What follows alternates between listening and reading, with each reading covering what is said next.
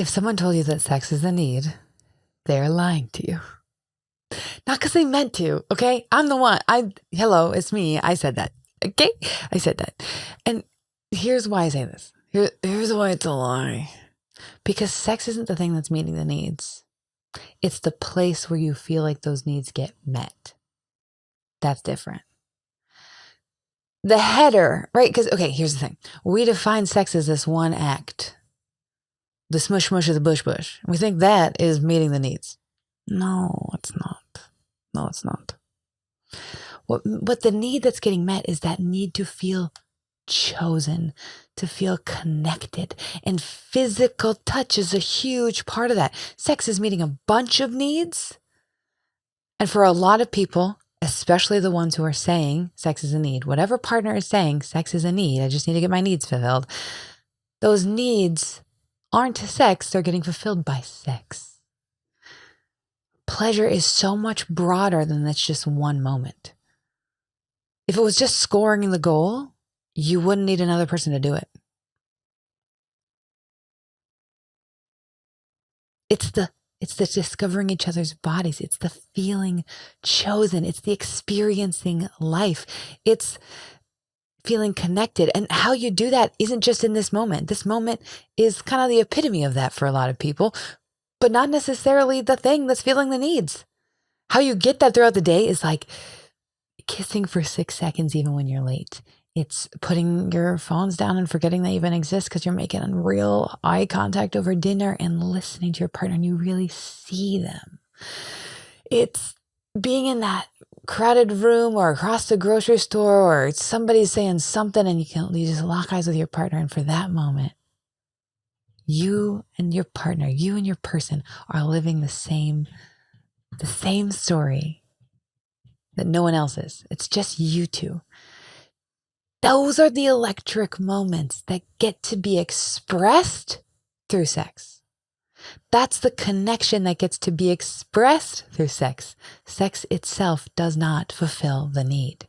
But most of us were taught sex is a need, so when we feel unfulfilled, we're like, well, that must be the problem. And then it doesn't meet the need. So then we go, well, maybe if we did it this way, maybe if I did it this way, maybe if you did this instead, maybe you know what? I think maybe you just don't know what you're doing and so you can't meet my needs. Maybe you just don't. Once you get in that whole rigmarole, we are no longer choosing each other, connected to each other, and exploring each other. What we're doing instead is trying to control the other person into making us feel good. Not co-creating, feeling chosen and connected and playing together. The needs that sex is meeting are the needs of feeling worthy and chosen and connected, which our partner can't do for us, they can do with us. This is why Esther Perel talks about it being a very self-centered act, especially for women. I'm like, yeah. Because if you don't pleasure, I've got everything. Every feeling is a door locked from the inside. And we are begging somebody to do just the right thing and act just the right way to open that door. But it's locked from the inside. We have to do it. If I don't feel sexy, it's going to be really hard for me to have a great time having sex with you. If I don't feel hot, it's going to be very hard for me to believe when you tell me that I'm hot. When you tell me that I'm hot, I'm going to be like, what did I do in this moment that made you think that I'm hot? Because I need to do that again so that you feel that way again. Do you see what I'm saying? Like, it's locked from the inside. So there is this component where I have to be present and alive and zesty and excited about life and playing and connected and choose you in order to let you choose me and feel chosen by you and connected to you, and you get to be playful and present. It's such a beautiful, gorgeous interaction of two people connecting, and it feels so indescribably great, not because of the scoring the goal part as ecstasy, even though that is the ecstasy part. It's like the peak of the ride. It's not the only part of it. Nobody would watch football if it was just beep, done. It's the game. That's the fun part. It's the whole day. When Esther Perel says, and we're quoting her a lot today, hello. When Esther Perel says that foreplay starts at the end of the last session, I heard that and I went, oh, that's a lot of work. Okay, so I need to make my partner feel seen all day. I need to move it. No, it's a lot of play. It's the opposite.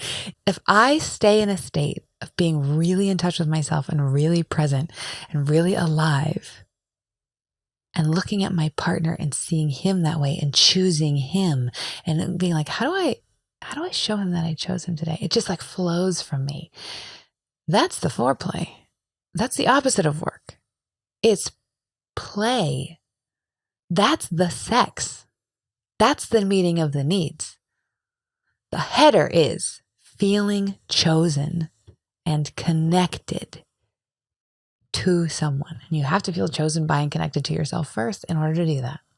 It doesn't matter how perfect your partner is at sex. It will still leave you empty and you will wonder why and why it's not meeting your needs.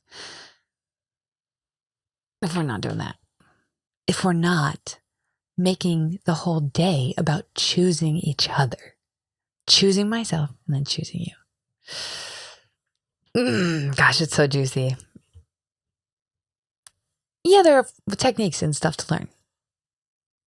It doesn't matter how many techniques you learn, though, if you don't have what I'm talking about right here first. All right, go love yourself, babe. Go love yourself. Good morning.